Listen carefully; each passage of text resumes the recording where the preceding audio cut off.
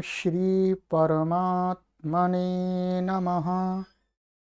ओम श्री गुरुभ्यो नमः। ओम श्री ऋषिभ्यो नमः। ओम असतो मा सद्गमय तमसो मा ज्योतिर्गमय मृत्योर्मामृतंगमय। ओम शांति शांति शांति। सर्वेभ्यो नमः। सभी को सादर नमस्ते। देववाणी संस्कृतम यूट्यूब चैनल में आप सभी धर्म प्रेमी सज्जनों का हार्दिक अभिनंदन है।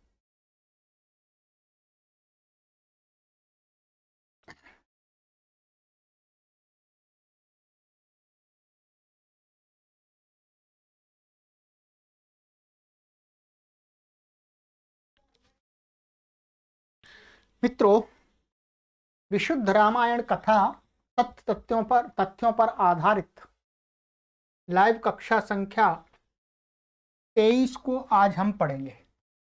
22 कक्षाएं हमने आपको पढ़ा दी हैं। 23वीं कक्षा वो आज पढ़ेंगे। बालकांड हमारा चल रहा है, ठीक है। सभी कक्षाएं जो पीछे पढ़ाई गई हैं प्लेलिस्ट में कॉलम बना दिया गया है विशुद्ध रामायण कथा, उसमें आप जब चाहें तब देख सकते हैं पीछे की कक्षाओं को। तो चलिएगा, आइएगा। गत कक्षा में हमने आपको 19वां सर्ग पढ़ाया था और 19वें सर्ग में भगवान श्री राम जी ने जो सुबाहु नाम का राक्षस था उसका वध कर दिया था और मरीची था, ठीक है, जो मारीच था उसको भगा दिया और उसके साथी कुछ मारे गए थे और कुछ भग गए थे, ठीक है। तो ये हो गया था। फिर विश्वामित्र जी ने श्री राम जी की बहुत प्रशंसा की थी और उनको आशीर्वाद दिया था कि आपको मैं जिस कार्य के लिए लाया हूं वो कार्य आपने संपन्न कर दिया है। और उसके बाद में उन्होंने संध्या, इस प्रकार से संध्या आदि, अग्निहोत्र आदि उन्होंने अपनी दिनचर्या का किया। और आज का हमारा सर्ग है विंशः सर्गः, 20वां सर्ग, ठीक है। बालकांड चल रहा है। 20वां सर्ग, विंशः सर्ग माने 20वां। मिथिला को प्रस्थान।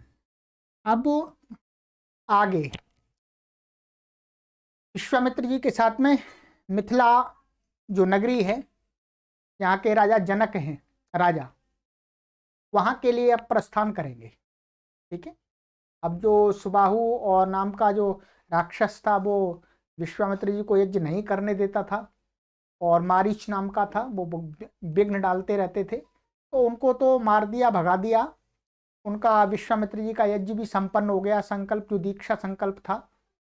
और अब वो आगे की यात्रा, जिसमें आज के सर्ग में हम पढ़ेंगे, महर्षि वाल्मीकि जी बताएंगे कि मिथिला को प्रस्थान करेंगे। आइएगा, क्या कहते हैं महर्षि वाल्मीकि जी। अथ तां रजनीं तत्र कृतार्थौ राम लक्ष्मणौ ऊषतुर्मुदितौ वीरौ प्रहृष्टेनान्तरात्मना। कहते हैं वीर वर एवं प्रसन्न चित्त राम लक्ष्मण ने विश्वामित्र जी का कार्य पूर्ण कर रात्रि को आनंद पूर्वक उसी आश्रय में शयन किया, अर्थात वहीं रह रहे थे, तो उनको कार्य पूरा कर दिया, उनको मार दिया, भगा दिया और आराम से चैन की नींद सोए, ठीक है। और आगे कहते हैं महर्षि वाल्मीकि, प्रभातायाम तो शर्वर्याम कृतपौर्वाह्निक क्रियौ विश्वामित्रम ऋषींश्चान्यान् ताहितावभिजग्मतुः।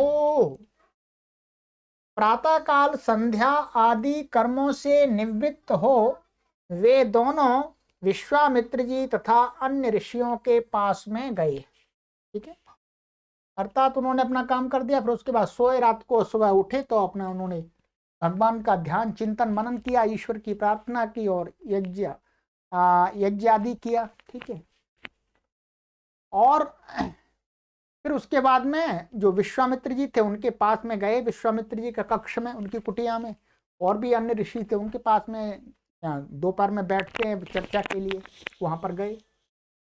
और उसके बाद कहते हैं महर्षि वाल्मीकि, अभिवाद्य मुनि श्रेष्ठम ज्वलंतमिव पावकम ऊचतु परमोदारम वाक्यम मधुर भाषिणौ।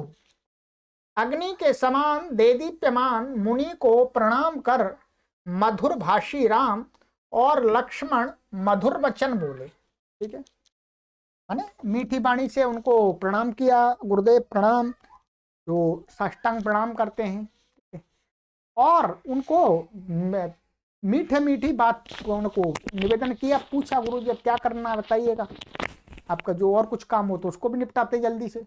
ठीक है, तो कहते हैं इमौ स्मा मुनि शार्दूला किंकरौ समुपागतौ आज्ञापयं मुनि श्रेष्ठ शासनम करवावकिम। ए मुनि शार्दूल, हम दोनों आपके दास उपस्थित हैं, आज्ञा दीजिए हम आपकी क्या सेवा करें। अब और काम बताइएगा, आपकी सेवा में उपस्थित हैं, आप हमें लेके आए हैं तो आपकी सेवा में ही है, और बताइएगा कुछ करना है तो किसको निपटाना है। ठीक है, कहते हैं महर्षि वाल्मीकि, और कहते हैं आगे, एवं मुक्तास्ततस्ताभ्याम सर्व एव महर्षयः विश्वामित्रं पुरस्कृत्य रामं वचनम अब्रुवन्। उन दोनों राजकुमारों के ऐसा कहने पर विश्वामित्र जी को आगे करके सब महर्षि बोले। माने उन राजाओं को रामचंद्र जी और लक्ष्मण जी ने जब पूछा क्या करना है तो सारे मुनि वहां बैठे थे, तो विश्वामित्र जी को आगे करके, भाई ठीक है विश्वामित्र जी बताएंगे अब क्या करना है। ठीक है, कहते हैं आगे, कहते हैं महर्षि वाल्मीकि, मैथिलस्य नरश्रेष्ठ जनकस्य भविष्यति यज्ञ परमधर्मिष्ठ तत्र यास्यामहे वयम्। ए नरश्रेष्ठ धर्मिष्ठ मिथिलाधिपति जनक के यहाँ एक बड़ा यज्ञ हो रहा है, हम सब लोग वहां जा रहे हैं। अब विश्वामित्र जी ने कहा कि अब हम वहां चलेंगे, वहाँ राजा जनक मिथिला प्रदेश के देश के वहां पर यज्ञ कर रहे हैं बड़ा। ठीक है, प्राचीन काल में यज्ञ होते थे ऐसे बड़े बड़े कार्यक्रम जैसे, तो उसमें हम लोग जा रहे हैं तो तुम भी चलो, यहाँ क्या करोगे अकेले, आगे बता रहे हैं। ठीक है, त्वं चैव नर शार्दूला सहास्माभिर्गमिष्यसि अद्भुतं च धनुरत्नं तत्रैकं द्रष्टुमर्हसि। हे नर शार्दूल, राम आप हमारे साथ चलेंगे, वहां चलने पर आप एक अद्भुत और श्रेष्ठ धनुष को देख सकोगे। चलो अब हमारे साथ तुमको चलना है, वहीं पर यही काम करना है, और वहां पर तुम एक बहुत अच्छा बड़ा धनुष देखेंगे। कहते हैं उस समय मिथिला देश के अधिपति राजा जनक के पास में बहुत बड़ा धनुष था, एक और धनुष था विशाल, अच्छा धनुष था। ठीक है, तो उस धनुष को तुम राम जी देखेंगे, राम जी को कह रहे हैं कि वहां पर तुमको धनुष दिखाएंगे।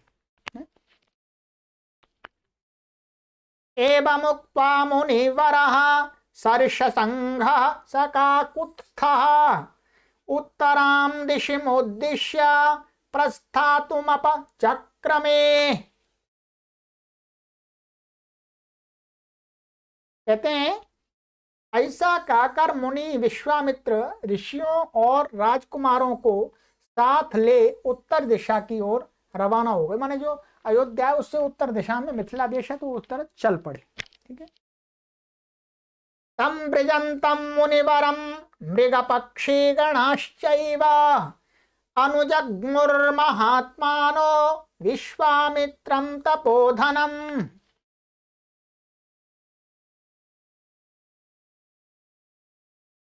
तेग निवर्तयामास ततः पक्षिसंघान् मृगानपि ते गत्वा दूरमध्वानं लम्बमाने दिवाकरे वासं चक्रुर्मुने गणाः शोणकूले समागताः। कहते हैं विश्वामित्र जी के चलते ही उस आश्रम के हिरण और पक्षी भी तपोधन महात्मा विश्वामित्र जी के पीछे ही हो लिए। पशु पक्षी प्यार करते हैं, ठीक है, ये तो वर्तमान में भी देखा जाता है, ठीक है। तो कहते हैं उनके पीछे पीछे हो लिए। उन्होंने देखा भाई ये तो सभी लोग जा रहे हैं उधर, हिरण आदि वहां रहते थे उनके पास में, तो वो भी चल दिए। इतना प्यार होता है पशुओं पक्षियों में भी, ठीक है। परंतु विश्वामित्र जी ने उन पशु पक्षियों को लौटा दिया कि भाई तुम जाओ जाओ जाओ, तुमको जाना नहीं है, हम लौट के आ रहे हैं फिर दोबारा, ठीक है। जैसे कुत्ता, हम कहीं जाते हैं, हमारा पालतू कुत्ता है तो कुत्ता भी साथ चल लेता, तो हम उसको मना करते नहीं नहीं अभी लौट के आ रहे हैं, चल चल यहीं रहे। ऐसे पशु पक्षियों को उन्होंने बोला। जब वे लोग बहुत दूर निकल गए और सूर्य अस्त होने लगा तो उन्होंने सोन नदी के तट पर डेरे डाले। तो वहीं पर दूर निकल गए तो शाम को सूर्यास्त हो गया, तो फिर उन्होंने वहीं डेरा डाल दिया सोन नदी पर। वो पहले शोण नदी कहा गया इस श्लोक के अंदर। क्या कहा गया है? शोणकूले। तो शोण को ही सोन हो गया है, धीरे धीरे उसको ण को ना हो गया, श को स हो गया सामान्य में, ठीक है। तो उन्होंने वहीं डेरा डाल दिया, ठीक है।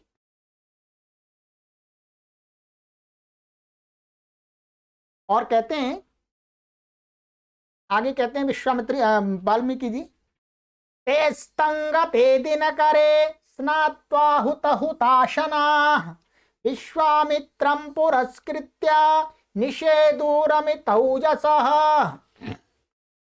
सूर्यास्त होने पर उन लोगों ने स्नान कर संध्योपासन और अग्निहोत्र किया। तदनंतर वे विश्वामित्र जी को आगे करके बैठ गए। बार बार आ रहा है कि भगवान श्री राम जी और लक्ष्मण जी प्रतिदिन प्रातः काल और सायकाल संध्योपासन करते थे, यज्ञ और संध्या जरूर करते थे। वाल्मीकि जी बार बार कह रहे हैं इस बात का मतलब भगवान श्री राम जी और लक्ष्मण जी प्रतिदिन सायं और सुबह प्रातःकाल संध्या जरूर करते थे। इतनी शिक्षा तो हमें लेनी ही चाहिए रामायण को पढ़ करके कि भाई संध्या और यज्ञ तो जरूर करना आरंभ कर देना ही चाहिए, है? इसमें भगवान राम जी ये नहीं कह रहे कि मेरा नाम लीजिएगा तुम, ठीक है। भगवान राम जी कह रहे हैं संध्या कीजिएगा, उस परम पिता परमेश्वर का नाम लीजिएगा, यही तो इसमें बताया जा रहा है। भगवान श्री राम जी भी किसकी उपासना करते थे, किसका ध्यान करते थे, किसका चिंतन करते थे, किसको मानते थे? उस निराकार परमपिता परमेश्वर को मानते थे, ठीक है। संध्या करते थे, यज्ञ करते थे, ठीक है।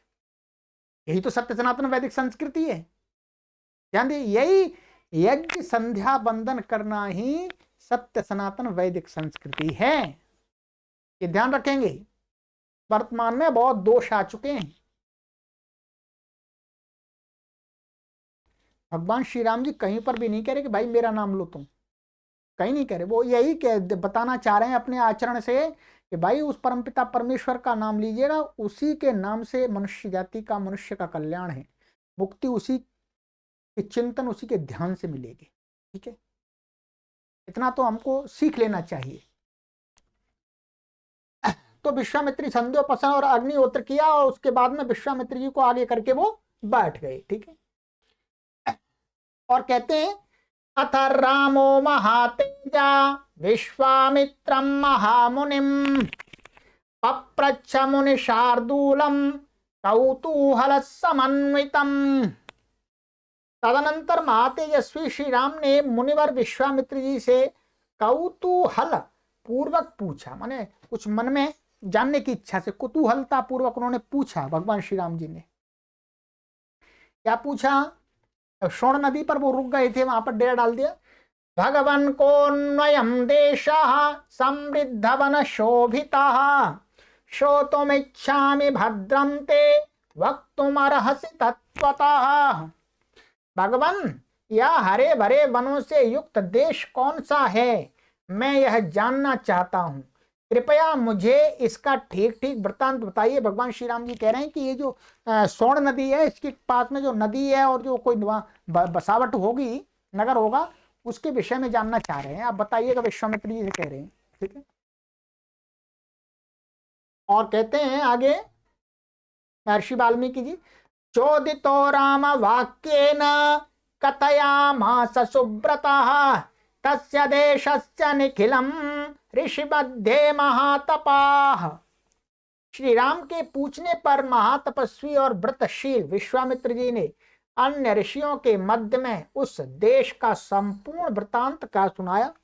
जो भी उस नगर की घटनाएं होंगी, उसका ऐतिहासिक पृष्ठभूमि थी, सारी सब ऋषियों साथ में, तो उनको भी सुना दिया और भगवान श्री राम जी को भी सुन लिया। ठीक है। तो ये इति एकोनविंशः सर्गः, ये 20वां सर्ग है। एकोनविंशः ने 20वां सर्ग, 20वां सर्ग हमारा समाप्त हो गया है। अब आगे की कक्षा में हम 21वां सर्ग पढ़ेंगे। हम आपको बार बार यही बताना चाह रहे हैं कि भगवान श्री राम जी का जो शुद्ध जीवन है वो महर्षि वाल्मीकि रामायण में ही मिल सकता है और किसी रामायण में नहीं मिल सकता। ठीक है, ये ध्यान रखेंगे। इसलिए आप इन कक्षाओं को देख रहे हैं तो आप समझिएगा कि श्री राम के विषय में आप सही जानकारी प्राप्त कर रहे हैं। कोई भी रामायण प्रामाणिक नहीं है, ये हम गारंटी के साथ कहते हैं। महर्षि वाल्मीकि की रामायण ही प्रामाणिक है। और महर्षि वाल्मीकि की रामायणों में भी ये जो विशुद्ध रामायण है, विशुद्ध वाल्मीकि वाली, ये प्रामाणिक है। ध्यान देंगे, महर्षि वाल्मीकि के नाम से भी बहुत लोगों ने अपने प्रकाशनों से रामायण छाप दी हैं। उसमें बहुत सारी उलट पुलट इधर उधर की बातें उसमें डाल दी लोगों ने। ठीक है, श्लोक बना बना करके डाल दिए, लोगों में भ्रांति पैदा कर दी। तो ये विशुद्ध रामायण, इसके अंदर ही आपको भगवान श्री राम जी का विशुद्ध जीवन प्राप्त हो सकता है। और रामायण काल के अन्य पात्र, हनुमान जी और जो भी अन्य लोग हैं, उन सब का विशुद्ध जीवन चरित्र इसी रामायण में प्राप्त हो सकता है। ठीक है, तो इस पुस्तक को आप मंगा लीजिएगा अथवा इन वीडियोज के माध्यम से देखते रहिएगा। ठीक है, ये आपके ऊपर है। ठीक है, ये पुस्तक आपके आसपास भी दुकान पर मिल सकती है, वहां से भी ले सकते हैं।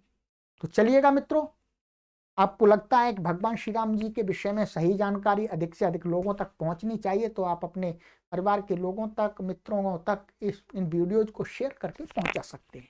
ठीक है, सभी को सादर नमस्ते। ओम।